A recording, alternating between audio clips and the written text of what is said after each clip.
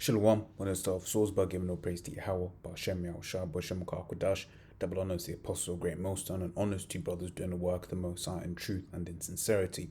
Yahweh's raw name of whom the world ignorantly calls God Jehovah or Yahweh. His raw name is Yahweh.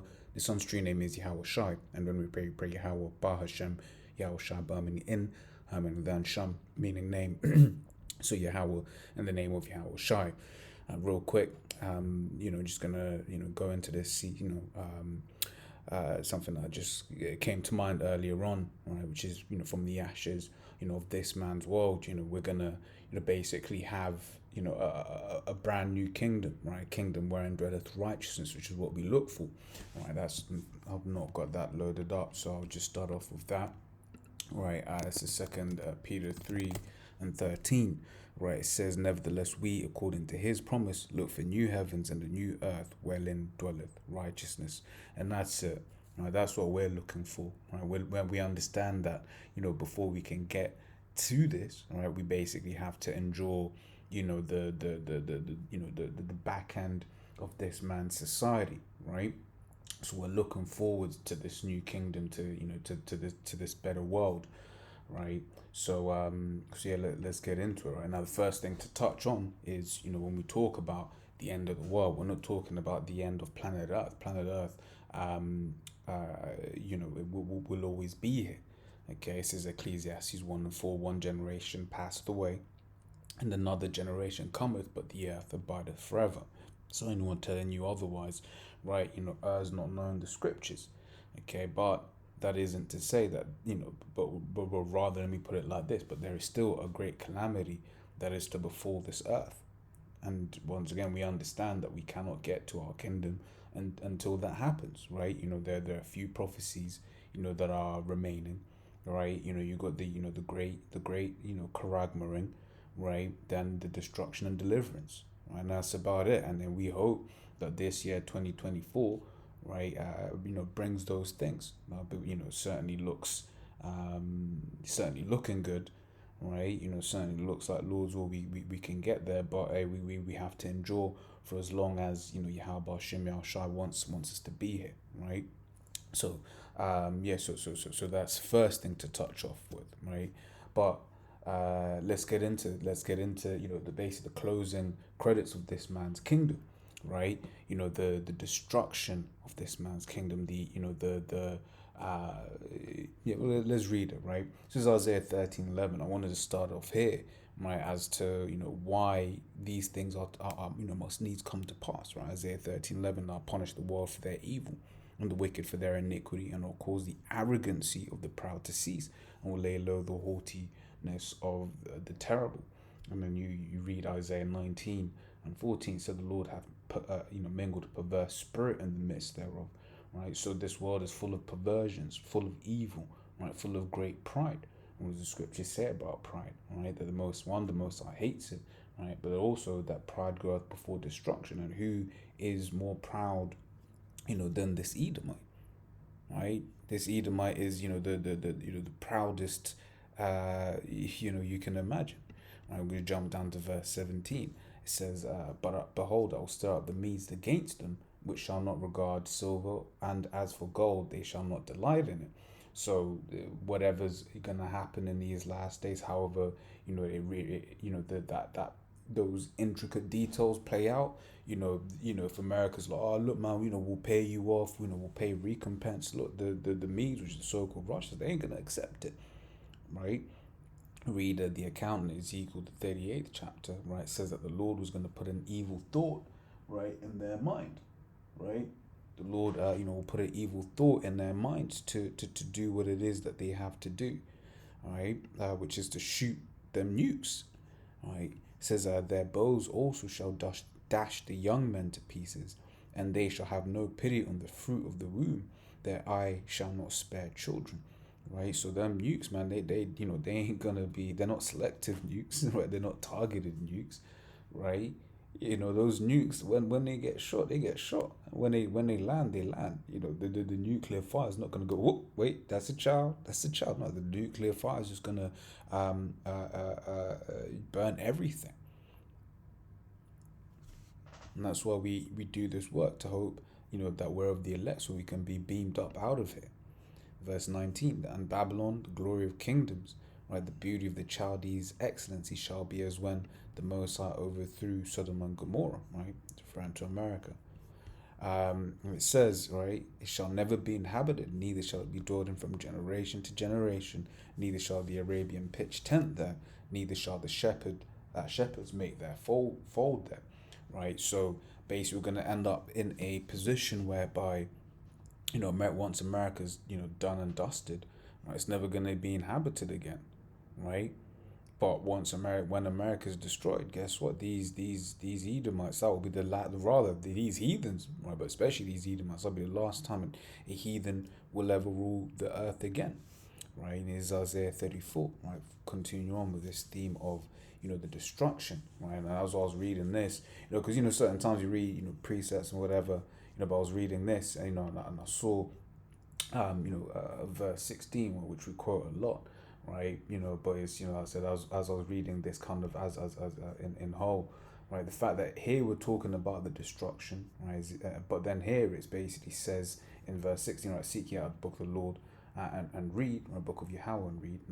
No one of these shall fail, none shall want her mate, for my mouth hath commanded, and the spirit it hath gathered, right? And that none shall want her mate basically mean you can't put this book together with any other books, right? And the fact that this is coming in the same verse as the ultimate destruction, right, which isn't spoken of anywhere else. It's only spoken of here. So, for instance, an individual came up to the camp earlier on Saturday, right? And one of the questions he asked, how do you know these things are true? So, well, because there's prophecies in these scriptures, and those prophecies have come to pass, right? And then we see the what's the word I'm looking for? We see the signs that this prophecy is on its way, and on its way real soon. Right, so we start off from the top. It says Isaiah 34, says, come near ye nations to hear, and hearken ye people, let the earth hear, and all that is therein, the world and all things that come forth of it. For the indignation, which is righteous anger of Yahweh, is upon all nations. So once again, right, the Lord has a right to be angry, right? And this fury upon all their armies. He hath utterly destroyed them. He hath delivered them to the slaughter. Right, so and this is it. These elites think that they're the ones in control of what's going on. No, the Most High is the one that's putting, the his thoughts into your mind. Scripture says what the king's heart is in the hand of the Lord. So Lord is the one that is directing these elites to do X and to do Y. Right, so we're just here ready, waiting and watching to see to see what goes on. So it says, he hath utterly destroyed them, he hath delivered them to the slaughter. It's like I forgot what I just said there.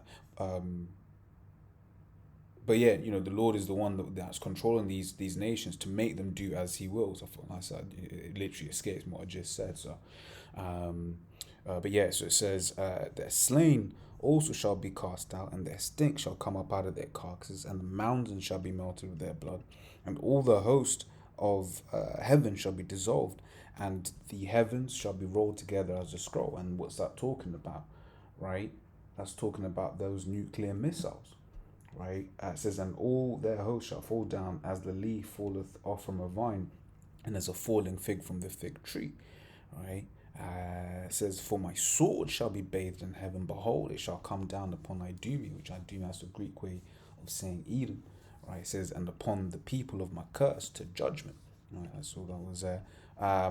But yeah, it says, so yeah, the Lord is going to let these nukes fly, right? All of these different elites thinking that they're in control. No, the Most High controls you, right? You're an evil puppet of the Lord Yahweh.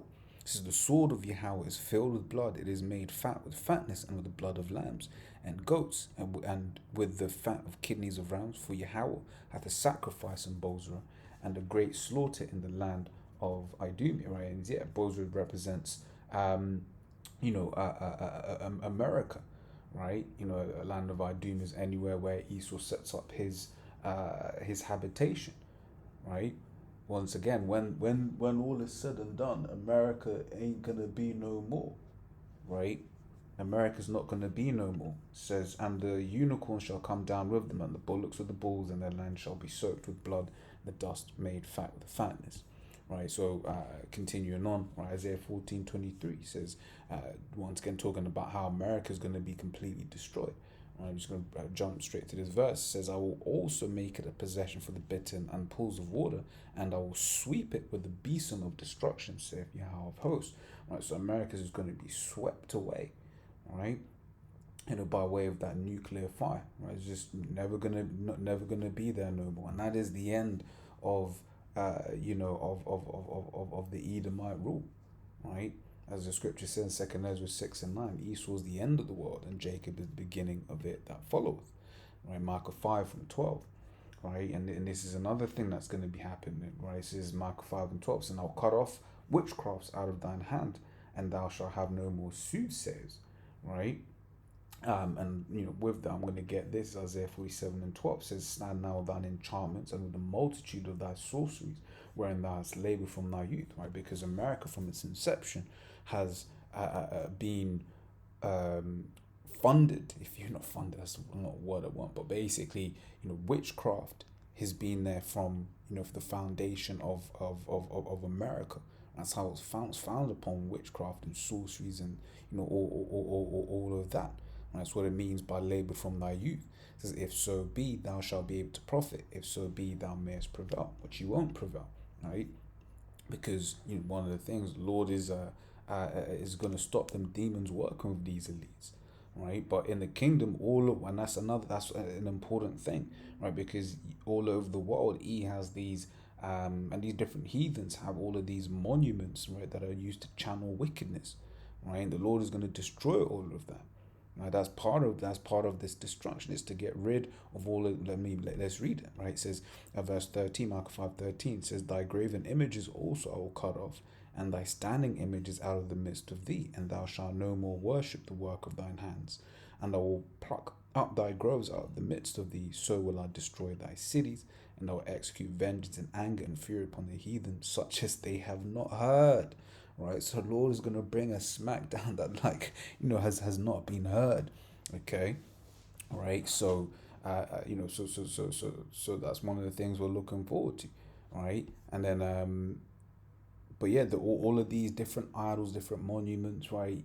Eiffel Tower, the pyramids, Great Pyramids of Giza, all of those, different, uh, all those different monuments and places of witchcraft and all that. The Lord is going to come and tear that down, right? That's going to be the ash. That's going to be all turned into ashes. And read that, right? And what else is going to be happening, right, in those last times? Right? You're going to be having these elites, right, that are trying to, hide from all of this destruction, right? So the end of this man's world, right, everything's going to be turned into ashes. These elites going to be trying to hide, right? But let's see what this says is going to happen, right? This is Amos 9:2. Though they dig into hell, then shall mine hand take them. Though they climb up to heaven, thence will I bring them down. And though they hide themselves on the top of Carmel, I will search and take them out thence. And though they be hid from my sight in the bottom of the sea, thence will I command the serpent, and he shall bite them. So no matter where it is they try and hide, no matter whether it's in the ISS, International Space Station, whether it's in deep underground military bases, DUMS, as the acronym is, right? Which ironic, because you'd be dumb to think we can't find you, okay? So, and basically, no matter where you try and hide, we're gonna find you, right? Revelation 6:15 is a precept to that, and the kings of the earth, and the great men, and the rich men, and the chief captains, and the mighty men, and every bondman, right, and every free man, right, hid themselves in the dens and in the rocks of the mountains, and said to the mountains and rocks, fall on us, and hide us from the face of him that sitteth on the throne, and from the wrath of the Lamb. All right, for the great day of his wrath has come, and who shall be able to stand? So they're going to be hiding, thinking that we can't find them. Right, but this is the beautiful thing: we're going to find them. All right, and we're going to slap chains on them, right? Psalms 149:6. Let the high praise of the Most High be in their mouth and a two-edged sword in their hand, to execute vengeance upon the heathen and punishments upon the people, to bind their kings with chains and their nobles with fetters of iron. Right, so these different elites, if they go hide, in the depths of Switzerland somewhere, right, deep underground in Switzerland, guess what? We're gonna find you. We're gonna slap change you. This is literally going to happen. All right, yeah, for those without the faith, this may seem far fetched, right? But the elites, they gonna be, the elites that are still alive, we gonna have chains on them, right? And that's one of the things we look forward to, right? Right? And also because of the great death that is going to be on this earth, we're going to need someone to bury these bodies. Ezekiel 39:14 says, and they shall sever out men of continued employment, passing through the land, to bury with the passengers those that remain upon the face of the earth, to cleanse it. Right? After the end of 7 months shall they search. Right? So once again, there's great death coming. You read Second Ezra, the 16th chapter, speaks about how they shall be great. The dead shall be cast out as dung. Right. Read also, it says the slain of the Lord shall be many. So there's gonna be a lot of death in these last days, right? And when it comes to the kingdom, we ain't gonna clean that up, right? We're gonna need servants to clean that up. So that's why we're happy that you're gonna be hiding, right? Because you've got jobs to do, right? But that is the beginning of the peace, right? Because after that, after the children of Israel come down out of that chariot with Yahushua, right? Or rather, after Yahushua comes down from that chariot, right, with the rest of Israel, right? We're gonna be coming into that new world, right? That refreshed world, right? Wherein dwelleth righteousness, where we can start to build again in righteousness, right? This is Isaiah 65:17. It says, for behold, I create new heavens and a new earth, and the former shall not be remembered nor come into mind. I.e., these, this hell where we're underneath the Edomite. We ain't gonna remember that. It's gonna be something from the past. Okay, after a period of time, right? Who is that? Spoken of in Job, right? After a period of time, right, it's going to be like, oh, you remember the Edomite? Yeah, man, the guy that tried to fight against Yahushua and the angels, laugh about it, and all of that sort of stuff, right? But this isn't a new heaven, right? This is the existing, the existing new heaven and earth is the existing earth, but refreshed, right? This is Kadash, right? H2319. It says new, fresh, new thing, right? New thing, fresh. Okay, but it just means fresh, right? The earth is going to be refreshed. Okay, you got that saying, good is new, right? It's going to be, good is new again, right? Because the wicked is going to be taken out of the earth, right? And righteousness shall be pushed upon the earth, right? Continuing on in that theme, is Isaiah 14:7. So the whole earth is at rest and is quiet, right? They break forth into singing. Yea, the fir trees rejoice at thee. The cedars of Lebanon, saying, since thou art laid down, no fellow is come up against us, right? So once again, once all is said and done, right? From the ashes of Esau's, well, we're gonna be building a better world, right? World where there's peace, right? Right, where there's righteousness, where all of these all of this witchcraft ain't there, where truth prevails, all right? That's what Second Ezra is, what, 7, or Second Ezra 8. Where a land where truth prevails, because in this land truth doesn't prevail, right? Lies prevail, wickedness prevails, right? Isaiah 2, verses 2-4 says, and it shall come to pass in the last days that the mountain of Yahweh's house shall be established in the top of the mountains, and shall be exalted above the hills, and all nations shall flow unto it. Right? Mountains representing governments, hills representing smaller governments. Right? It says, and many people shall go and say, right, come meet, let us go up to the mountain of Yahweh, to the house of Jacob, and he will teach us of his ways, and will walk in his paths. For out of Zion shall go forth the law and the word of Yahweh from Jerusalem, and he shall judge among the nations, and shall rebuke many people, shall beat their swords into plowshares and their spears into pruning hooks.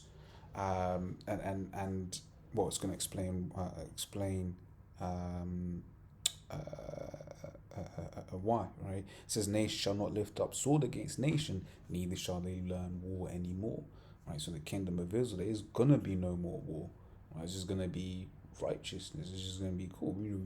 We hear about, anything, amiss. We're going to be like sentinels. We're going to catch them. We're going to stop it. Just like, yo, we're like, what is this? What's going on here? Right? We're going to be as God. Psalms 82 and 6. Right?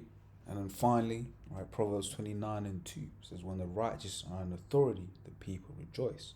So in the kingdom of Israel, everyone's going to be rejoicing. After we're done kicking them in the ass, and after Esau's no more, right? But in the kingdom, right, people are going to be happy again, right? Not like now where everyone's depressed, everyone's doing things that are contrary to life, right?